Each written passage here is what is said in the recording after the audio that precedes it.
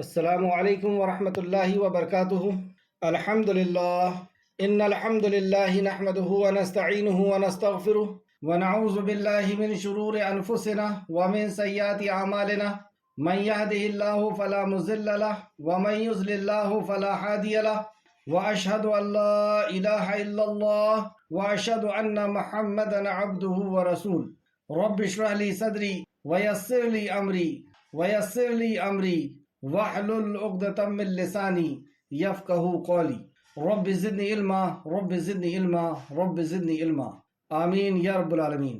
ہر قسم کی تعریف اور شکر اللہ رب العزت کے لیے لائق اور زیبا ہے، جو ساری کائنات کا ایک و تنہا خالق، مالک، مربی اور منتظم ہے۔ درود و سلام ہو انبیاء اکرام پر، خصوصاً نبی مکرم رحمت للعالمین امام الانبیاء محمد صلی اللہ علیہ وسلم پر اور آپ کے اصحاب پر۔ معزز سامعین اکرام، آج انشاءاللہ تعالی ہم سورہ بقرہ کی آیت نمبر 6 اور 7 پڑھیں گے، جس میں کافروں کا ذکر کیا گیا ہے۔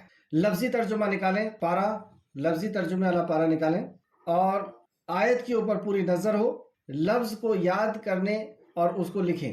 اعوذ باللہ من الشیطان الرجیم، بسم اللہ الرحمن الرحیم۔ ان الذین کفروا سواء علیہم اَأَنذَرْتَهُمْ أَمْ لَمْ تُنذِرْهُمْ لَا يُؤْمِنُونَ۔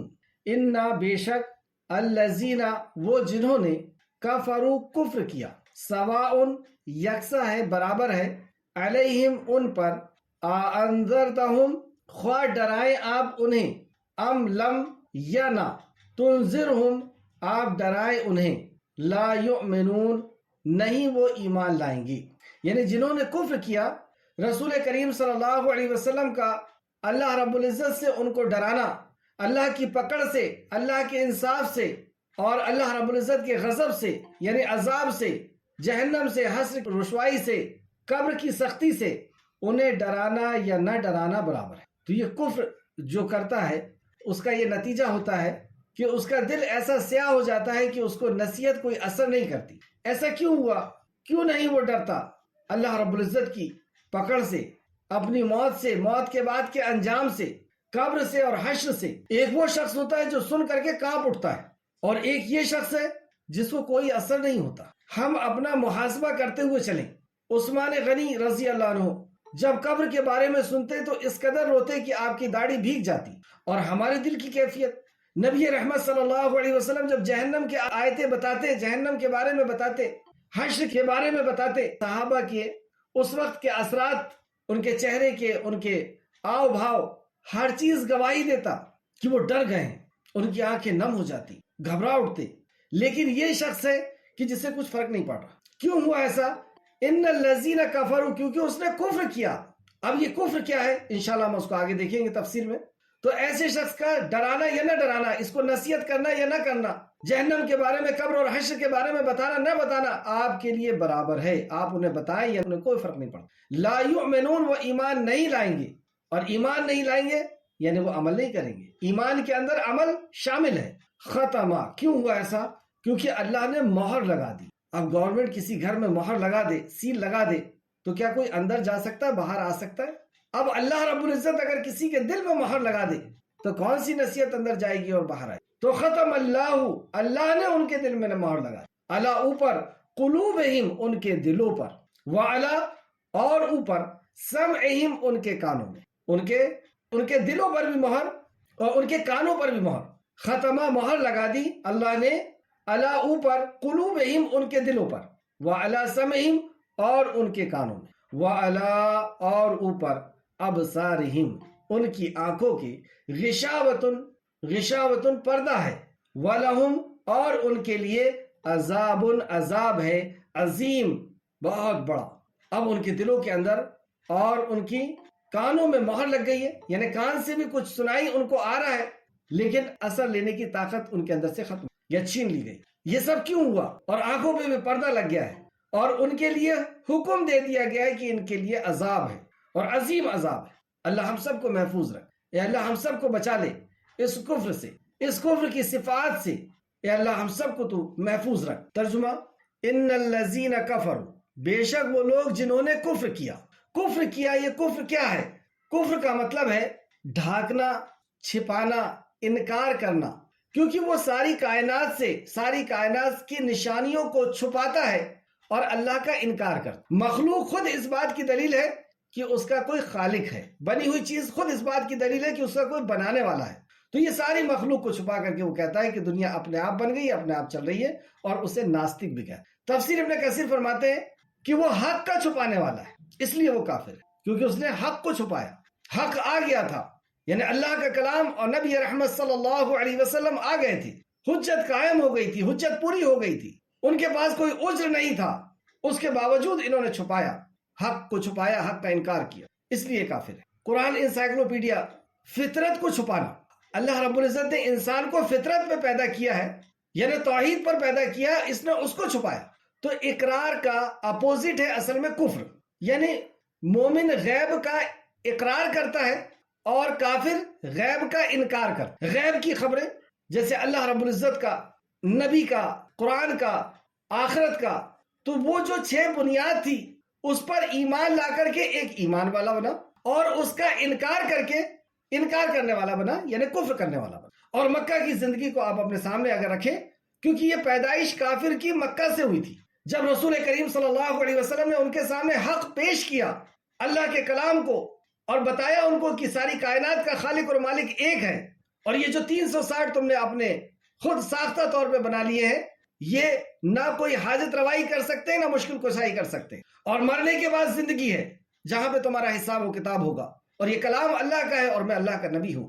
تو اس کا کچھ لوگوں نے اقرار کیا، قبول کیا، تو جن لوگوں نے قبول کیا، اقرار کیا، وہ ایمان والے ہو گئے، غیب پر ایمان لے آئے، اور کسی نے انکار کر دیا، تو جنہوں نے انکار کیا وہ انکار کرنے والے یعنی کفر کرنے والے۔ انکار کی قسم یعنی کافر کی قسم 2 قسم کے ہوتے ہیں، ایک دل کا اقرار اور ایک زبان کا اقرار کرنا۔ جیسے فرعون نے دل سے بھی انکار کیا اور زبان سے بھی انکار کیا۔ ایک ہوتا ہے جیسے ابو جہل، اس نے دل کا اقرار کیا، یہ دل سے جانتا تھا کہ رسول اللہ صلی اللہ علیہ وسلم واقعی اللہ رب العزت کے رسول ہے، لیکن سرداری چلی جائے گی دنیا کی محبت کی وجہ سے اس نے زبان سے انکار کیا اور آخر تک انکار۔ تو یہ دونوں کنڈیشن میں کفر لازم آ گیا، کافر ہو گئے۔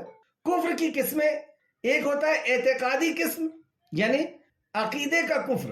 عقیدے کا کفر یعنی اللہ کا انکار یا اللہ کے نبی کا انکار، کتابوں کا انکار، مرنے کے بعد کی زندگی کا انکار، تو یہ عقیدے کا کفر۔ اور ایک ہوتا ہے عملی کفر، یعنی حکم کا کفر، اللہ کے نبی کے حکم کا کفر، انکار، اللہ کے حکم کا انکار۔ کفر کی صفت کیا ہے، وجہ کیا ہے، اور ہم کسی کو کفر کا فتویٰ لگا سکتے ہیں یا نہیں لگا سکتے، ان 3 باتوں میں انشاءاللہ تعالی آج کی یہ کلاس رہے گی۔ تو کفر کی صفت سب سے پہلے دیکھتے ہیں، سورہ بقرہ آیت نمبر 212۔ اللہ رب العزت ان ساری صفات سے ہم سب کو محفوظ رکھ، آمین یا رب العالمین، کہ جانے انجانے میں بھی اللہ رب العزت ہمیں تو محفوظ رکھ کہ ہم اس عظیم، اس بڑے گناہ سے ہم بچ سکے، آمین۔ سورہ بقرہ آیت نمبر 212 میں اللہ فرماتا ہے جن لوگوں نے کفر کیا ان کے لیے، اب جو لوگ کفر کرتے ہیں ان کی مثال یہاں پہ دی جائے، جن لوگوں نے کفر کیا ان کے لیے دنیا کی زندگی سجا دی گئی ہے، مطلب ان کے لیے دنیا کی زندگی سجا دی گئی، وہ دنیا کو حاصل کرنے کے خیال میں ڈوبے ہوئے، سجی ہوئی ہے دنیا وہ چھوڑ نہیں سکتے، حب دنیا، حب شہرت، اسی کے پیچھے وہ لگے ہوئے۔ یہ کیوں ہوا؟ کیونکہ ان کے اندر ایک بیماری تھی اور وہ تھی کفر کی بیماری۔ انہوں نے انکار کیا مرنے کے بعد کی زندگی کا، اور واقعی جو 50,000 سال کا ہمارا حساب و کتاب کا دن ہے، آخرت کا، حشر کا میدان، اس کا انکار کرنے والا ہی اس دنیا میں گم ہو سکتا، قبر کی زندگی کا انکار کرنے والا ہی اس دنیا میں گم ہو سکتا، اس دنیا کی رنگ رلیوں میں، یا اس دنیا کی چکا چوند میں، یا اس دنیا کی بہاروں کو حاصل کرنے میں وہ ڈوب سکتا ہے۔ تو جن لوگوں نے کفر کیا ان کے لیے دنیا کی زندگی سجا دی گئی ہے، یعنی جن لوگوں نے اقرار کیا ان کے لیے دنیا کو معنی نہیں رکھتا، وہ دنیا کو اپنے ٹھوکروں پہ رکھتا ہے اور دنیا اس کے پیچھے بھاگتی، اور جو دنیا کے پیچھے بھاگتا ہے دنیا اس کو بھگاتے رہے، اور ملتا اتنا ہی ہے جتنا اللہ رب العزت نے طے کر۔ ایک حدیث قدسی یاد آئی، رسول اللہ صلی اللہ علیہ وسلم فرماتے ہیں، اللہ فرماتا ہے کہ تو کرتا وہ ہے جو تو چاہتا ہے، ہوتا وہ ہے جو میں چاہتا ہوں۔ سبحان اللہ، ہوا نہیں ہوا ہمارے ساتھ ایسا؟ ہم نے جو چاہا کیا وہ ہوا پورا؟ تو اللہ فرماتا ہے تو کرتا وہ ہے جو تو چاہتا ہے، ہوتا وہ ہے جو میں چاہتا ہوں، تو کر وہ جو میں چاہتا ہوں، ہوگا وہ جو تو چاہے گا۔ تو یہاں فرمایا جن لوگوں نے کفر کیا ان کے لیے دنیا کی زندگی سجا دی گئی ہے اور وہ ان لوگوں سے مذاق کرتے ہیں جو ایمان لائے۔ یہ ہے کافر کی صفت کہ وہ مومنوں سے مذاق کرتے ہیں، یعنی مومنوں کے اعمال سے مذاق کر، وہ حدیث کو سن کر کے اس کا مذاق اڑاتے، وہ سنتوں کا مذاق اڑاتے، وہ فرائض پر عمل کرنے کا مذاق اڑاتے، وہ توحید پر اور سنتوں کی پابندی کا مذاق اڑاتے. یہ ہے ان کی صفت. اللہ ہم سب کو اس سے محفوظ ہے، اور جس کے اندر یہ صفت ہے ہم انہیں سمجھائیں، انہیں آخرت کا ڈر دلائیں، اللہ رب العزت کی بارگاہ میں حاضر ہونے کی ان کو یقین دلائیں. کیونکہ انہیں ہو سکتا ہے علم نہ ہو سکتا ہے وہ سمجھ نہ پائے ہو دین، ہو سکتا ہے ان تک بات نہ پہنچی ہو، یا ہو سکتا ہے وہ کسی کے ڈر کی وجہ سے، کسی خوف کی وجہ سے ایسا کہہ رہے. تو ہمیں چاہیے کہ ہم انہیں سمجھائیں. آیت کو پھر سے دیکھیں. جن لوگوں نے کفر کیا ان کے لیے دنیا کی زندگی سجا دی گئی ہے، اور وہ ان لوگوں سے مذاق کرتے ہیں جو ایمان لائے ہیں، اور وہ لوگ متقی ہیں، وہ قیامت کے دن ان سے بلند مرتبہ ہوں گی، اور اللہ جسے چاہتا ہے بغیر حساب کے رزق عطا فرما. تو یہ جن کا مذاق اڑا رہے یہ اللہ رب العزت کے ہاں بلند مرتبہ ہونے والے، اور اللہ رب العزت انہیں بغیر حساب کے رزق عطا فرما. سورہ نمبر 23 آیت نمبر 24. سورہ نمبر 23 آیت نمبر 24. چنانچہ اس کی قوم کے سردار جنہوں نے کفر کیا. تو کفر کرنے والے کیسے ہوتے ہیں یہاں پہ بتایا کہ اکثریت اس میں سرداروں کی ہوتی ہے، کیونکہ ان کو ڈر ہوتا ہے سرداری چلے جائے گی. سبھی نہیں ہوتے لیکن زیادہ تر لوگ ہوا کرتے. تو چنانچہ اس کی قوم کے سردار جنہوں نے کفر کیا مطلب ہر کوئی سردار کفر نہیں کرتا، کہنے لگے کہ یہ تو تم جیسے بشر ہیں. مطلب انبیاء کو کیا کہا کہ تم جیسے بشر ہیں. کیا انبیاء ہمارے جیسے بشر؟ سورہ قحط کی آخر آیت میں اللہ رب العزت نے فرق بتا کہ تم میں اور ان میں فرق یہ ہے کہ ان کے اوپر وحی نازل ہوتی ہے تو آدم ذات، لیکن فرق کیا ہے؟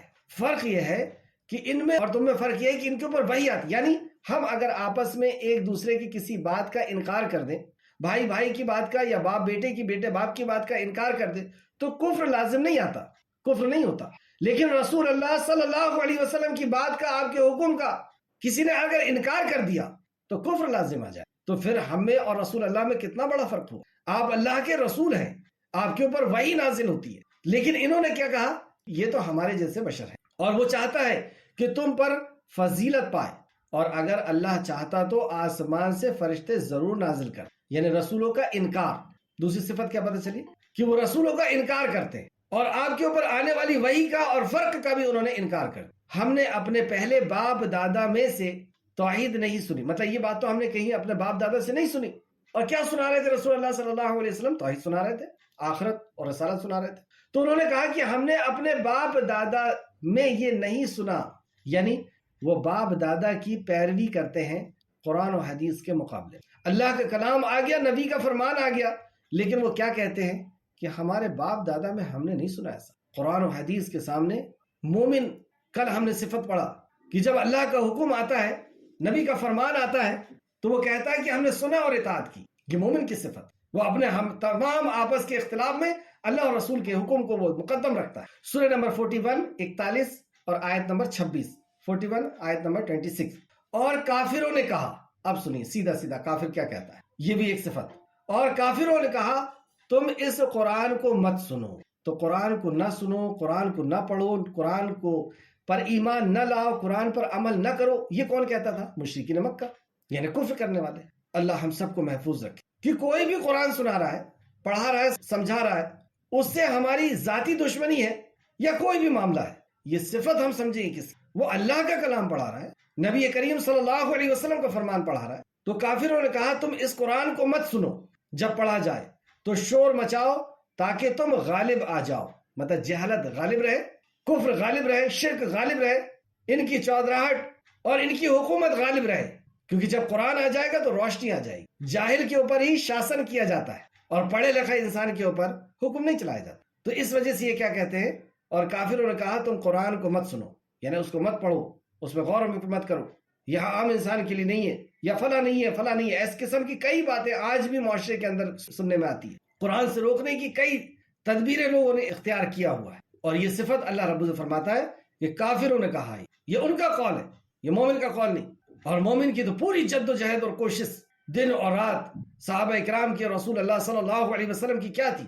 آندھی اور طوفان کے حوالے رسول اللہ صلی اللہ علیہ وسلم نے، صحابہ نے اپنے آپ کو کر دیا تھا. نہ دن کو دن سمجھتے تھے، نہ رات کو رات سمجھتے تھے، نہ کبھی اپنے زخموں پر ترس کھایا، اور نہ کبھی کسی بھی حالات کا انہوں نے کمزور اپنے آپ کو ثابت کیا. سب کچھ قربان کر کے اس کلام کو لوگوں تک پہنچانے کے لیے اپنے آپ کو صرف کر دیا. یہ ہے مومن کی صفت. اور کل ہم نے پڑھا مومن کی صفت کہ وہ بھلائی کا حکم دیتے ہیں، برائی سے روکتے ہیں اور آپس میں محبت کرتے ہیں، اور یہ بھلائی سے روکتا ہے، یہ نیکی سے روکتا ہے۔ اور کافروں نے کہا تم اس قرآن کو مت سنو، جب پڑھا جائے تو شور مچاؤ، مطلب ایسا دنگا پیدا کرو، ایسی شور پیدا کرو یا ایسے حالات کریٹ کرو کہ یہ کام بند ہو جائے اور تم غالب رہو۔ سورہ بقرہ آیت نمبر 145۔ تو نبی کا جھٹلانا یہ ایک صفت، نبی کے حکم کا جھٹلانا۔ نبی کا جھٹلانا کیا تھا؟ اصل میں آپ کے اوپر آئی ہوئی شریعت کا جھٹلانا تھا، آپ کی تعلیمات کا جھٹلانا تھا، اور مکہ کے اندر جو تعلیمات تھی وہ عقائد کی تعلیمات تھی، اس کا جھٹلانا تھا، توحید کا جھٹلانا تھا، رسالت کا جھٹلانا تھا، اللہ کے کلام کا جھٹلانا تھا۔ اللہ رب العزت نے فرمایا، اور یقیناً اگر آپ ان لوگوں کے پاس جنہیں کتاب دی گئی ہے ہر نشانیاں بھی لے آئیں، جنہیں کتاب دی گئی ہے انہیں ہر نشانیاں بھی لے آئیں، تو وہ تیرے قبلے کی پیروی نہیں کریں گے۔ آپ انہیں کچھ بھی سنا دیں، کتنی بھی نشانیاں دکھا دیں، کتنے بھی معجزات دکھا دیں، کتنے بھی حق اور حق کے دلائل دے دیں، اور ان کی کتابوں سے بھی دے دیں، کچھ بھی کر لیں، یہ آپ کی قبلے کی پیروی نہیں کریں، یعنی آپ کے حکم کو نہیں مانیں گے، آپ کی اطاعت نہیں کریں گے۔ دوسری آیت سورہ قمر آیت نمبر 3 سے 5۔ اور انہوں نے جھٹلایا، تو ایک صفت ان کی کہ انہوں نے جھٹلایا اللہ کے کلام کو، نبی کے فرمان کو، اور اپنی خواہشات کی پیروی کی۔ جھٹلانے کی وجہ کیا تھی؟ اپنی خواہشات کی پیروی، کہ جو ان کا دل چاہتا ہے اسے انہوں نے معبود بنا رکھے تھے۔ ہر قبیلے کا ایک معبود تھا، اور صرف معبود ہی نہیں، ان کے اپنے زندگی گزارنے کے طریقے بھی تھے، اور ان کے قبیلے کے اندر جو جرم ہوتے تھے ان کی سزائیں بھی انہوں نے خود طے کر رکھی۔ ہر قبیلے کے اپنی سزا تھی، الگ جرم کی، اور ہر قبیلے کے اپنے قانون تھے، اپنے زندگی گزارنے کا گویا کہ سسٹم تھا، اور اپنی مرضی سے انہوں نے ایک بت بنا رکھا۔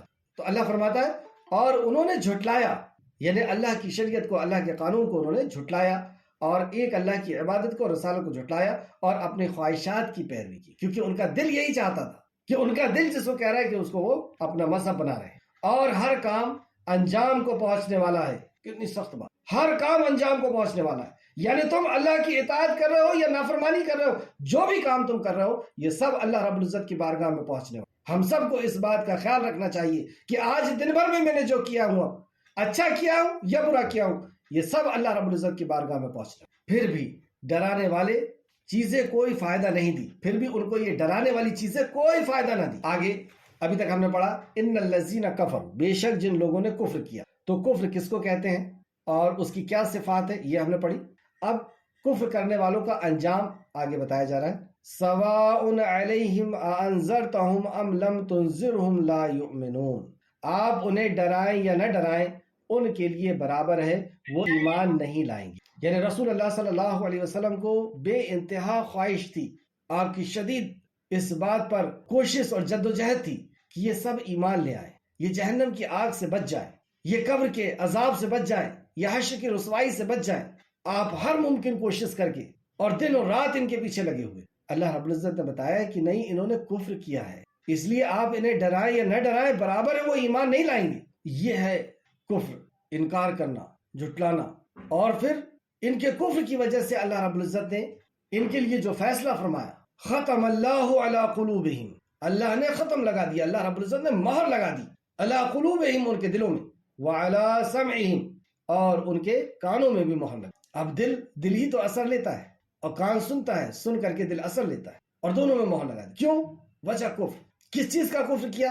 مکی زندگی کو آپ سامنے رکھیں، ساری بات سمجھ میں آ جائے۔ اس لیے میں نے وہ شروع میں 3 سوال کیا کہ کس مذہب کے ماننے والے، کیوں دشمنی ہوئی رسول اللہ صلی اللہ علیہ وسلم؟ توحید سے نفرت، عقیدے سے نفرت، مرنے کے بعد کی زندگی کا انکار تھا، رسول اللہ کا انکار تھا، آپ کی باتوں کا اور اللہ کے کلام کا انکار تھا کہ مت پڑھو، مت سنو۔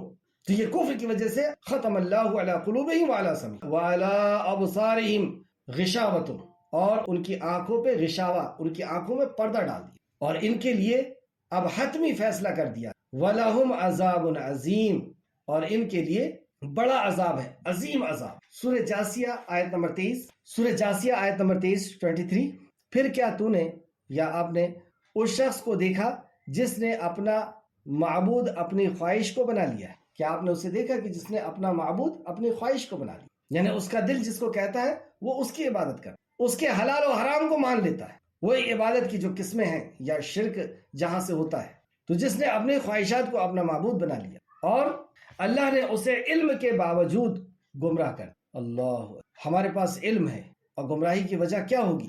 کہ ہم اللہ کے حلال کو اور حرام کو نہ مانیں اور اللہ کی عبادت نہ کریں اور اپنی خواہش جسے کہے اس کی عبادت کریں اور خواہش جسے کہے اسے حلال و حرام حق دے دے، جو سورہ توبہ آیت نمبر 31 میں فرمایا۔ اور سورہ فرقان کی تفسیر میں ابن عباس رضی اللہ عنہ نے فرمایا کہ اپنے نفس کو الہ بنا لینے کا کیا مطلب ہے کہ یہ ایک بت کی عبادت، ایک پتھر کی عبادت کرتے تھے، اور جب اس سے زیادہ خوبصورت اور سفید پتھر دکھتا تو اس کو چھوڑ کر کے اس کی کرنے لگے، یعنی ان کا دل جس کو کہتا یہ اس کی عبادت۔ ہر قبیلے نے اپنا ایک معبود خود طے کر لیا۔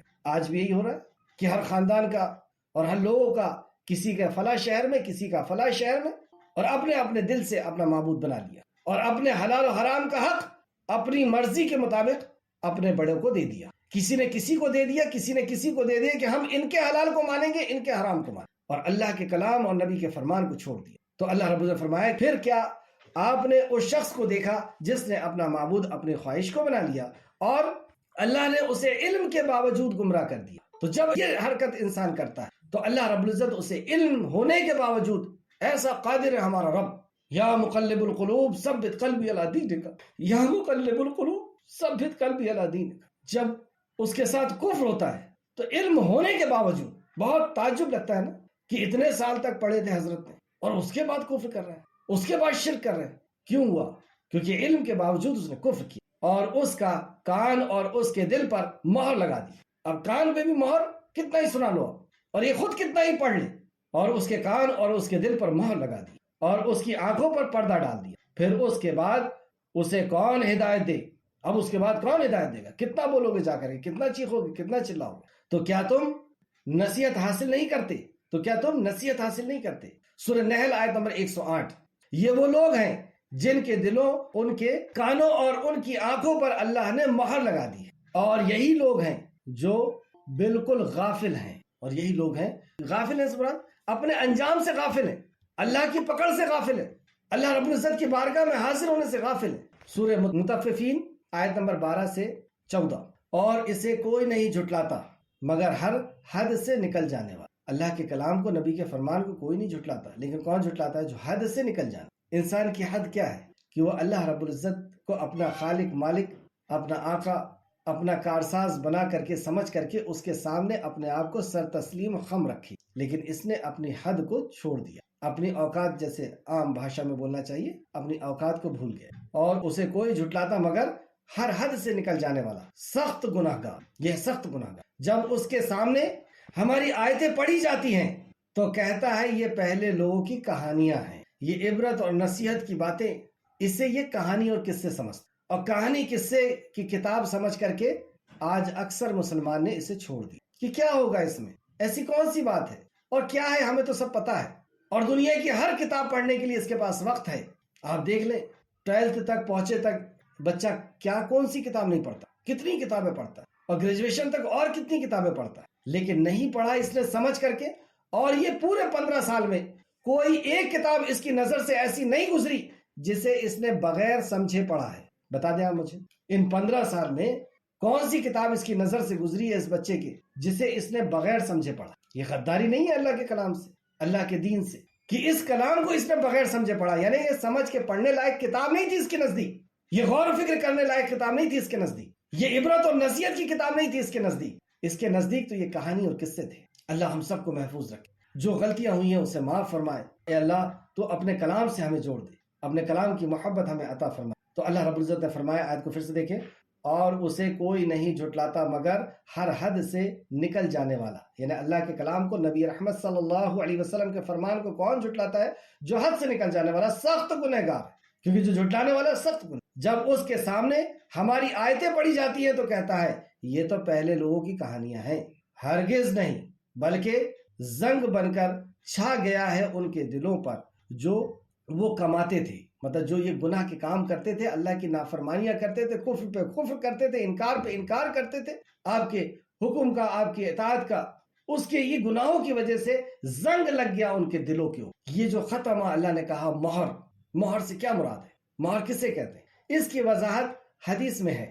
سیدنا ابو ہریرہ رضی اللہ عنہ روایت کرتے ہیں، رسول اللہ صلی اللہ علیہ وسلم نے فرمایا، بے شک بندہ جب کوئی گناہ کرتا ہے، اب دیکھیں ہم اپنے آپ کو ہی سامنے رکھیں، کیونکہ اللہ نے کیا فرمایا یہ قرآن ہم نے تمہارے لیے نازل کیا، یہ اس میں تمہارا ہی ذکر ہے، تو ہم دیکھتے ہوئے چلیں، اور جہاں جہاں پر ہمارا ذکر کسی گناہ کے ساتھ ہے تو اس گناہ کو ہم اپنے آپ سے دور کرتے جائیں۔ نبی مکرم کے بارے میں اللہ نے فرمایا وَشَاهِدًا وَمُبَشِّرًا وَنَذِيرًا، ہم نے آپ کو شاہد بنا کر کے بھیجا، مبشر اور نذیر بنا کے بھیجا۔ یا تو رسول اللہ صلی اللہ علیہ وسلم آپ کو اور مجھے خوشخبریاں سنا رہے ہیں، یا نذیر ڈر سنا رہے ہیں۔ اگر ہم اللہ اور اللہ کے نبی کے مطیع اور فرمانبردار ہیں تو آپ کی زبان مبارک سے جو بھی خوشخبریاں پیش کی گئی ہیں جنت کے تعلق سے، اللہ کی رحمت کے تعلق سے، اللہ کی رضامندی کے تعلق سے، وہ ہمارے لیے۔ اور اگر ہم نافرمان ہیں، کفر کرنے والے، نفاق کرنے والے، جھٹلانے والے، تو پھر وہ ساری وعید کس کے لیے؟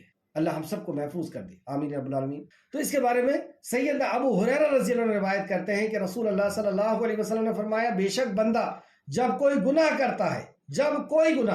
کرتا ہے تو اس کے دل پر ایک سیاہ نقطہ لگا دیا جاتا ہے، ایک بلیک ڈاٹ اس کے دل کے اوپر لگا دیا جاتا ہے۔ جیسی گناہ کیا ایک ڈاٹ اس کے دل پہ لگ گیا۔ کس نے فرمایا؟ رسول اللہ صلی اللہ علیہ وسلم نے۔ پھر جب وہ اس گناہ سے دور ہو جاتا ہے اور معافی مانگ لیتا، جیسی وہ گناہ کیا اور گناہ کرنے کے بعد اسے احساس ہوا کہ یہ میں نے کیا کر لیا، کیونکہ انسان ہے، نسیان گناہ کا پتلا ہے۔ رسول اللہ صلی اللہ علیہ وسلم نے فرمایا کہ ہر انسان خطا کار ہے، لیکن بہتر خطا کار وہ جو توبہ کر لے۔ تو ہم سب سے گناہ ہوں گی، لیکن بہتر خطا کار کو نے جو توبہ کر لے۔ تو گناہ ہوا، اس سے ایک نقطہ لگ گیا، لیکن اس نے واپس آیا، لوٹا اللہ رب العزت کی طرف، اس کی بارگاہ میں آیا، معافی مانگا اور اس گناہ پہ نادم ہوا، شرمندہ ہوا، پشچاتاپ کیا اور معافی مانگ لیا اور توبہ کر لیا ہے، تو اس کا دل صاف کر دیا جاتا ہے، مطلب اس نقطے کو مٹا دیا جاتا ہے اللہ رب العزت کی طرف سے، اس ڈاٹ کو جو دل کے اوپر لگا اسے مٹا دیا۔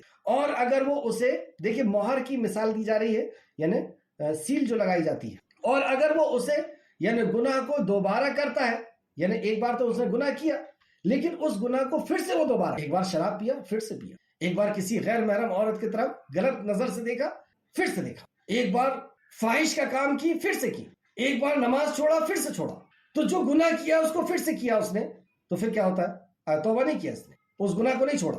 اور اگر وہ اسے گناہ کو دوبارہ کرتا ہے تو اس ڈاٹ کو، اس نقطے کو بڑھا دیا جاتا، اب یعنی پھر دوسرا لگ گیا اور وہ نقطہ بڑھ گیا، یہاں تک کہ بڑھتے بڑھتے وہ سیاہ پورا دل پر چھا جاتا ہے، یعنی وہ سیاہی جو ہے بڑھتے بڑھتے روز وہی گناہ، وہ دل سیاہ بڑھتے بڑھتے وہ سیاہی، اور وہ پورا دل سیاہ ہو جاتا ہے، کالا ہو جاتا ہے، جس کو زنگ کہا۔ اور یہی وہ زنگ ہے جس کا ذکر اللہ رب العزت نے اس آیت میں فرمایا ہے، کَلَّا بَلْ رَانَا عَلَىٰ قُلُوبِهِمْ مَا كَانُوا يَكْذِبُونَ، سورہ مطففین آیت نمبر 14۔ ہرگز نہیں، بلکہ یہ زنگ بن کر چھا گیا ہے ان کے دلوں پر جو وہ کماتے تھے، بلکہ یہ کیوں ہوا کہ ان کے دلوں پہ یہ چھا گیا ہے زنگ بن کر کے جو وہ کماتے تھے، یعنی نافرمانی پہ نافرمانی کرتے تھے، اب وہ زنگ لگے۔ اب آپ دیکھیں زنگ، لوہے جیسی سخت چیز پہ بھی جب زنگ لگ جاتا ہے تو کیا حال کرتا ہے، اس کو گلا کے ختم کر۔ اب یہ دل پر زنگ لگے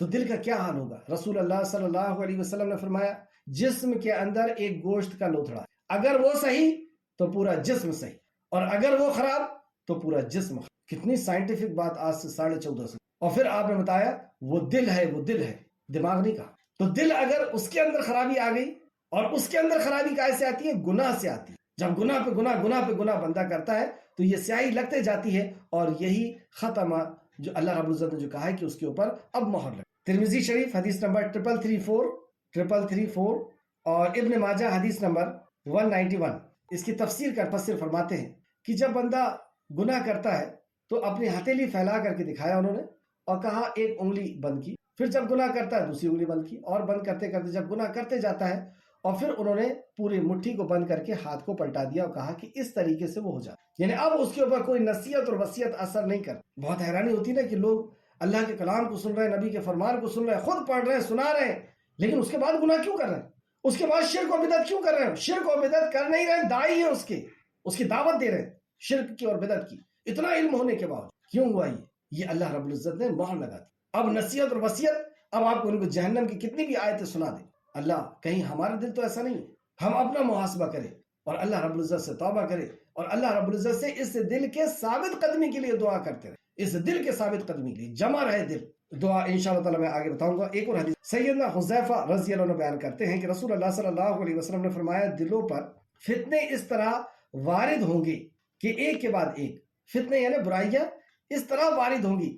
اور یہ دیکھ رہے ہیں قیامت کے آخر دور میں کس قدر فتنے وارد ہو رہے ہیں. موبائل جیسے کھولے، مارکیٹ میں جیسے نکلے، ہر طرف فتنے ہی فتنے. تو یہ فتنے وارد ہوں گے جیسے چٹائی کے تنکے ایک کے بعد ایک ہوتے ہیں. جیسے چٹائی کے تنکے ایک کے بعد ایک نکلتے، اس طریقے سے فتنے ایک کے بعد ایک آئیں گے. پھر فرمایا جو دل انہیں قبول کر لے گا اس میں ایک سیاہ نقطہ پیدا ہو جائے. اب وہ جو فتنے آ رہے ہیں ان فتنوں کو، ان آزمائشوں کو، کیونکہ یہ فتنے اصل میں آزمائش ہے، اللہ یہ ہمارے پاس بھیج رہا ہے کہ ایک بندہ کرتا کیا ہے، اور جو اس کو ایکسپٹ کر لیتا ہے، قبول کر لیتا ہے، تو اس کے اوپر ایک نقطہ، سیاہ نقطہ لگا دیا جائے گا. اور جو دل انہیں قبول کرنے سے انکار کر دے گا اس میں ایک سفید نقطہ پیدا ہو جائے. سبحان اللہ، دونوں طرف ہے. جس نے اقرار کیا وہ سیاہ نقطہ، اور جس نے انکار کر دیا، ماننے سے انکار کر دیا، نبی کی اطاعت اور فرمانبرداری پہ اٹکا رہا، اللہ کے حکم پہ جمع رہا، تو اس کے اوپر سفید نقطہ لگ جائے گا. پھر آپ صلی اللہ علیہ وسلم نے فرمایا حتیٰ کہ دل دو طرح کے ہو جائیں گے. اب انسان دو طرح کے ہو جائیں گے، یا تو دل چٹان کی طرح سفید ہو جائے گا، جب تک آسمان و زمین باقی رہے گی کوئی فتنہ اسے نقصان نہیں پہنچا سکے گا. سبحان. اب یہ فتنوں کا دور ہے، اگر ہم نے ان فتنوں سے اپنے آپ کو بچا لیا، قرآن و حدیث میں مضبوطی سے کھڑے رہے، تو ایک سفید نقطہ لگے گا اور وہ چٹان کی طرح ہوگا. اب کتنے ہی فتنے وارد ہو جائیں اس کے اوپر اثر انداز نہیں ہوں گے. اور آگے آپ صلی اللہ علیہ وسلم نے فرمایا یا دل سیاہ ہو کر الٹا کی طرح ہو جائے گا کہ وہ نیکی کو نیکی اور برائی کو برائی نہیں سمجھے. تو وہ دل ایسا ہو جائے گا اگر انہوں نے برائی کو یا فتنوں کو قبول کر لیا تو وہ نیکی کو نیکی اور برائی کو برائی. آج آپ دیکھیں کہ کئی لوگ ایسے ہیں جو برائی کو برائی نہیں سمجھتے، حرام دولت کو یا حرام کام کو یا حرام چیزوں کو یا نماز کے چھوڑنے کو، جھوٹ غیبت چغلی کو، یہ جو کبیرہ گناہ ہے اس کو وہ گناہ نہیں سمجھتے. یہ ایسے ان کے دل ہو گئے. اور سب انہی دو آیت کی تفسیر میں تفسیر ابن کثیر نے ان ساری حدیثوں اور کچھ حدیث میں نے دوسرے طرف سے بتایا ہوں. یہ مسلم شریف کی حدیث ہے، حدیث نمبر 144. تو اس سے بچنے کے لیے ہمیں کیا کرنا ہے؟ ہمیں حتی الامکان پوری کوشش کرنا ہے کہ اللہ کے کلام اور نبی کے فرمان پر جمے رہیں. پھر بھی اگر کوئی گناہ ہو جائے تو فوراً توبہ کرے، اللہ وضو کرے، نماز پڑھے، یا ویسی اللہ رب العزت کی بارگاہ میں حاضر ہو اور اللہ رب العزت سے خوب توبہ کرے. اور ایک دعا کو ہمیشہ کرتے رہنا. اللہ ہم سب کو توفیق عطا فرمائے. رسول اللہ صلی اللہ علیہ وسلم یہ دعا کیا کرتے تھے، اے دلوں کو پھیرنے والے ہمارے دلوں کو اپنے دین پر ثابت رکھ، یعنی جمائے رکھ.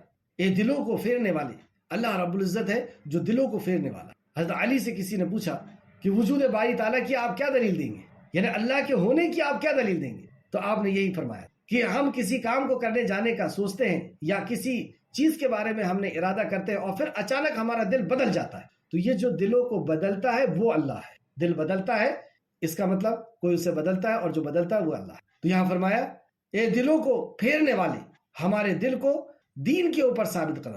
ایک اور حدیث میں رسول اللہ نے فرمایا کہ بندے کا دل اللہ رب العزت کی 2 انگلیوں کے بیچ، وہ اس کو الٹتے پلٹ. تو یہ کب ہوگا؟ جب ہم اللہ کے ساتھ کفر کریں گے، اللہ کے حکم کا نافرمانی کریں گے عقائد کے میں مسائل میں.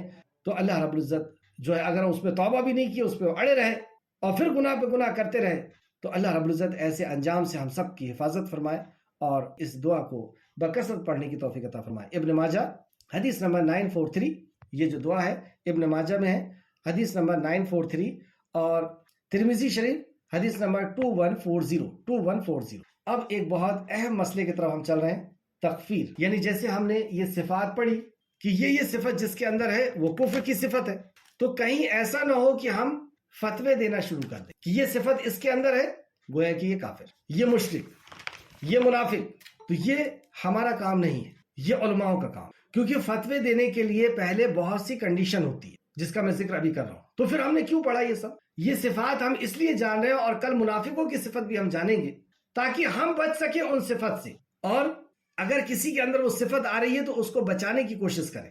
تو کفر کی صفت کیوں پڑھی؟ تاکہ ان صفات سے خود کو محفوظ رکھیں اور جس کے اندر یہ صفات آ رہی ہے ان سے ان کو بچائیں. فتوے دینے کے لیے نہیں پڑھ رہے ہم. صفات بنیاد پر فتوے نہیں دینا ہے، بھلے ہی وہ صفت نظر آئے. ایسا کیوں؟ اگر وہ صفت نظر آ رہی ہے کسی کے اندر اور پھر بھی فتویٰ نہیں دینا ہے، ایسا کیوں؟ جیسے وہ اللہ رب العزت کے غیر کو سجدہ کر رہا ہے اور میں یہ کہہ رہا ہوں کہ اس کو آپ مشرک نہیں کہہ سکتے. ہاں، اس کی دلیل بھی سنیں. پہلے تو چند احادیث کہ اگر بغیر سوچے سمجھے کیونکہ کنڈیشن ہے، آگے میں کنڈیشن بتانے والا ہوں پہلے، لیکن آپ حدیث سن. بخاری شریف حدیث نمبر 6045 مسلم شریف حدیث نمبر 112 اور 61 رسول اللہ صلی اللہ علیہ وسلم نے فرمایا کہ اگر کوئی شخص کسی شخص کو کافر یا فاسق کہے اور وہ در حقیقت مطلب حقیقت میں در حقیقت وہ کافر یا فاسق نہ ہو تو خود کہنے والا کافر یا فاسق ہو جائے گا. اللہ، تو کیا ضرورت ہے؟ اگر وہ شرائط جو اسلام نے طے کیا ہے، جو شریعت نے طے کیا ہے، جو اللہ کے کلام اور نبی کے فرمان نے طے کیا، وہ شرائط نہیں ہوئے اور ہم نے اپنی آنکھ سے دیکھنے کے بعد اسے فتویٰ دے دیا. جیسے مکہ کے اندر جب کوئی اسلام قبول کرتا تو بے تحاشا اس سے مارا جاتا. آپ نے حضرت سمیہ، یاسر، عمار رضی اللہ عنہ واقعہ سنا ہوگا. اسی طرح پکڑ کر کے اور مشرکین مکہ ختم کر دینا چاہتے تھے اور کہا کہ ہم اس وقت چھوڑیں گے جب تم یہ کہو گے، تو کفریہ لفظ کہنے کا کہا. تو انہوں نے کفریہ لفظ کہہ دیا، کیا فتویٰ لگ جائے گا؟ کیا ہماری اوقات ہے فتویٰ لگانے کی؟ کیا کہا تھا رسول اللہ نے؟ کیا کلمہ پڑھو کہا تھا کہ تم نے کفر کر دیا، کلمہ پڑھو؟ آپ نے کہا تمہاری نیت کیا ہے. تو پتہ چلا نا کہ کنڈیشن ہوتی ہے. کوئی عمل کر رہا ہے، آگے انشاءاللہ تعالیٰ اس کی اور وضاحت کے ساتھ میں آپ کو دلیلیں دوں گا. تو فتویٰ اگر لگائے ہیں اور وہ غلطی اس کے اندر نہیں ہے، بہت جلدی آج مسلمان صرف اپنے آپ کو مسلمان سمجھ رہا ہے، اپنے آپ کو صحیح سمجھ رہا ہے اور کسی کو صحیح سمجھنے کے لیے تیار نہیں. وہ فلاں ایسا، فلاں ویسا، فلاں ویسا، کسی کے کپڑے کو دیکھ کر کے فتویٰ، کسی کی ٹوپی کو دیکھ کر کے فتویٰ، کسی کی نماز کو دیکھ کر کے فتویٰ. اللہ ہم سب کو اس بیماری سے بچائے. تو یہ حدیث کتنی سخت کہ اگر وہ ایسا نہ ہوا، اور کس کے دل میں کس کی محبت اللہ کے لیے کتنی ہے ہم جانتے ہیں. ہم میں بہتر کون ہے؟ ہم اپنے آپ کو بہتر سمجھ رہے ہیں. ہم میں بہتر وہ جو اللہ سے زیادہ ڈرنے والا ہے، اور کس کے دل میں کتنا اللہ کا ڈر ہے وہ صرف اللہ جانتا ہے. دوسری حدیث سنیں، اور یہ بھی بخاری اور مسلم کی حدیث. رسول اللہ صلی اللہ علیہ وسلم نے فرمایا، جس شخص نے بھی اپنے کسی بھائی کو کہا اے کافر، اپنے کسی بھائی کو کہا کہ یہ کافر ہے، تو ان دونوں میں سے ایک کافر ہو. بخاری شریف حدیث نمبر 6104 اور مسلم شریف حدیث نمبر 111 اور بھی دوسرے. اور بھی دیکھیں، ایسی بات کہی جو اس کے اندر نہیں. رسول اللہ نے فرمایا کہ ایسی بات کہی جو اس کے اندر نہیں. تو پھر یہاں پہ بہت سخت وعید سنائی رسول اللہ صلی اللہ علیہ وسلم نے. یہ ہے ابو داؤد حدیث نمبر 3597 ابو داؤد. اس سے ملتی جلتی حدیث ہے. یہ تکفیر کا جو حکم لگاتے ہیں، فتوے جو دیتے ہیں، کافر، منافق، مشرک، کسی کو دیکھا بس فٹ سے کر کے مشرک. تو اس تعلق سے صحیح ترغیب حدیث نمبر 2775 اور صحیح الجامع حدیث نمبر 710 اور بھی دوسری حدیث. چلیں آگے آتے ہیں. کافر، مشرک یا منافق یا فاسق کا فتویٰ دینا کیسا ہے؟ کیا مشرک کو مشرک کہہ سکتے ہیں؟ کیا کفر کرنے والے کو کافر کہہ سکتے ہیں؟ اس کا جواب، حکم کی دو قسمیں ہیں. مطلب جب آپ فتویٰ دیں گے، حکم لے دیں گے، حکم لگائیں گے کسی کے اوپر، تو اس کی دو قسمیں. ایک عام حکم ہوتا ہے اور ایک خاص حکم ہوتا ہے. عام حکم جیسے جس نے غیر اللہ کو رب کہا، اللہ کہا، غیر اللہ کو اللہ کا شریک بنایا، تو یہ عام حکم ہے کہ کوئی ایسا کر رہا ہے، کوئی قوم ایسا کر رہی ہے، کچھ لوگ ایسا کر رہے ہیں، تو وہ مشرک کہلائے. جس نے غیر اللہ کو رب یعنی اللہ کے حق کا شریک کیا، اللہ کے حق کا شریک کیا کسی کو، تو وہ مشرک ہے. ایسا کہنے میں کوئی حرج نہیں ہے. لیکن خاص حکم کس کو کہتے ہیں؟ خاص حکم یہ کہ اے فلاں یا اے فلاں جو بھی ہے وہ ایکس وائی زیڈ، اے فلاں آپ نے فلاں کے آگے سجدہ کیا، یہ اللہ کا حق تھا اور آپ نے رب کی عبادت میں کسی کو شریک کیا، تو آپ مشرک یا نہیں. یہ ہے خاص حکم کہ کسی شخص کو آپ نے سجدہ کرتے ہوئے دیکھا، کسی شخص کو آپ نے اللہ رب العزت کا حق کسی اور کو دیتے ہوئے دیکھا، کفری الفاظ کہتے ہوئے دیکھا، تو دیکھ کر کے آپ حکم لگا سکتے ہیں کہ نہیں لگا سکتے ہیں. یہ ہے خاص حکم. تو عام حکم ہم یہ کہیں کہ جو اللہ کے علاوہ کسی اور کو سجدہ کرتا ہے وہ مشرک ہے، اللہ کے علاوہ کوئی کسی اور سے دعا کرتا ہے وہ مشرک ہے، کافر ہے. لیکن اگر یہ کہے کہ فلاں نے ایسا کیا وہ ایسا ہے، ایسا کہنے کے پہلے ہمیں اس بات کا دو قسم کا علم ہونا ضروری، اور اس کے حکم معین کے لیے یعنی فلاں شخص کے اوپر حکم لگانے کے لیے، حکم معین یعنی فلاں شخص کے اوپر حکم لگانے کے لیے دو چیزوں کا پایا جانا ضروری ہے. نمبر ایک، جو شروط ہے وہ پوری ہو جائیں. شروط یہ شرط کی جمع ہے، یعنی کچھ شرط اللہ رب العزت کی طرف سے نبی کریم صلی اللہ علیہ وسلم کے ذریعے سے بتائی گئی ہے کہ یہ شرطیں ہوں گی تب وہ کافر ہوگا، تب وہ مشرک ہوگا. تو وہ شروط ہے، مطلب ایک نہیں ہے، کئی ہیں. اور شریعت میں جو شرط ہے وہ پوری طور پر اس پر آ رہی ہو تو ایسی چیز پوری ہوتی ہے. مطلب ایسے شخص کو آپ کہہ سکتے ہیں کہ جتنی بھی شرط اسلام نے بتائی ہے وہ ساری شرطیں پوری ہو گئی. اور دوسرا ہے اس انسان کے اندر جو رکاوٹیں ہیں ان رکاوٹوں کے ہوتے ہوئے اس کے دائرے اسلام سے خارج نہیں کیا جا سکتا. مطلب اس کو کوئی رکاوٹ ہے، کوئی رکاوٹ کی وجہ سے اس نے ایسا کہہ دیا، جیسے کفریہ کلمات کہہ دیے، رکاوٹ تھی، مرڈر کرنا چاہ رہا تھا، تو جب تک وہ رکاوٹ باقی رہے گی یہ حکم اس پر نہیں لگایا جا سکتا جب تک وہ رکاوٹ رہے گی. ہاں اگر رکاوٹیں ختم ہو جائیں، جیسے شروط پورے ہو گئے، مطلب شرطیں بھی پوری ہو گئی اور رکاوٹیں بھی ختم ہو گئی، اس کے اوپر شرک کا حکم لگایا جا سکتا ہے. یعنی شروط کا پایا جانا اور موانع کا پورا ہو جانا، یعنی شروط شرط کی جمع ہو جانا، شرط پورا ہو جانا، اور موانع کہتے ہیں معنی کی جمع ہے، یعنی رکاوٹوں کا پورا ہو جانا. تو جو شروط اسلام نے پیش کیے ہیں وہ پورے ہو جائیں، جو رکاوٹیں نہیں ہونی چاہیے وہ نہ رہے، تو اس حالت میں شروط بھی پورے ہیں اور موانع یعنی رکاوٹیں بھی ختم ہو گئی ہیں تو اسے مشرک کہا جائے گا. اور کیا ہم جانتے ہیں کہ کیا رکاوٹیں ہیں شریعت نے بتائی ہے اور کیا شروط ہیں یہ ہم جانتے ہیں؟ ہم نہیں جانتے، یہ علماء جانتے. تو یہ ان کا کام ہے، ان کو کرنے دیں. ہم ہر کام کیوں کریں گے؟ اور ہم یہ کیوں جان رہے ہیں تاکہ ہمارے اندر یہ بیماری نہ آئے، اور کسی کے اندر آئی ہے تو ہم اس کو سمجھائیں کہ بھائی یہ بڑا گناہ ہے، یہ کفر ہے، لیکن اس کو کافر نہیں کہہ سکتے. یہ بھائی شرک ہے لیکن اس کو مشرک نہیں کہیں، کیونکہ ہو سکتا ہے. اب دیکھیں آپ مثال کے طور پر شروط کے تعلق سے اگزامپل، سب سے پہلی شرط حجت کا قائم ہونا. میں صرف ایک شرط بتانے والا ہوں اور ایک موانع یعنی ایک رکاوٹ بتانے والا ہوں. تو حجت کا قائم ہونا شروط میں سے ایک شرط ہے، مطلب شرطوں میں سے ایک شرط ہے حجت کا قائم ہونا، یعنی دلیل کا پیش کرنا. حجت کا قائم ہونا دلیل کا پیش کرنا، اور دلیل پیش کرنے کے اندر بھی دو چیزیں ہوتی ہیں. دلیل قائم کیسے ہوتی ہے؟ دلیل قائم کیسے ہوتی ہے؟ نمبر 1 وہ دلیل سن لے، مطلب جس کو ہم سنا رہے ہیں وہ سن لے، اور دوسرا وہ سننے کے بعد اسے سمجھ لے. جب یہ سن لے گا اور سمجھ لے گا، جب یہ دلیل اس کے اوپر قائم ہوگی یعنی حجت اس کے اوپر پوری ہوگی. جو ایک شرط، جیسے رسول اللہ نے صحابہ کو سنایا لیکن صحابہ اس بات کو سمجھے نہیں تھے. ایک مسئلہ ایسا ہوا اور وہ کیا ہوا تھا کہ کالا اور سفید دھاگا انہوں نے اپنے سر کے نیچے رکھ لیا، جبکہ وہ طلوع آفتاب کے تعلق سے بات رسول اللہ سے بتائی. تو سمجھ لینا بھی ضروری ہے، حد جو ہے وہ قائم ہوگی. جیسے اللہ نے قرآن کے اندر فرمایا ہم اس وقت تک عذاب نہیں بھیجتے جب تک رسول نہ بھیج دیں، یعنی جب تک حجت قائم نہ ہو جائے جب تک اللہ رب العزت عذاب نہیں بھیج. یہ شرطوں میں سے ایک شرط میں نے آپ کے سامنے پیش کیا، حجت کا قائم ہونا. اب رکاوٹیں کئی ہیں. یہاں پر ایک اگزامپل کے طور پر، جیسے انسان کو پتہ نہیں تھا، حضرت معاذ ابن جبل شام سے لوٹے، مطلب سیریا سے لوٹے، اور انہوں نے دیکھا کہ سیریا کے لوگ اپنے سرداروں کو سجدہ کر.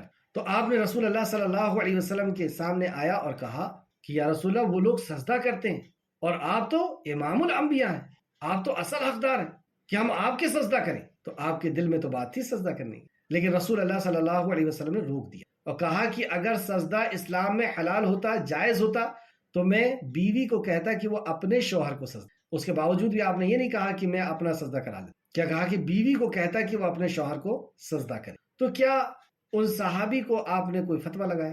آپ نے ان صحابی کو صرف علم نہیں تھا، وہ بات پتہ نہیں تھی، اس بات کی خبر پہنچا دی. تو یہ رکاوٹ تھی، یعنی علم کا نہ ہونا یہ رکاوٹ. یہ حسن درجے کی روایت ہے. اس طریقے سے آپ نے ایک اور واقعہ سنا ہوگا کہ جذبات میں آ کر کے ایک صحابی راستے میں جا رہے تھے اور ان کی سواری گم گئی.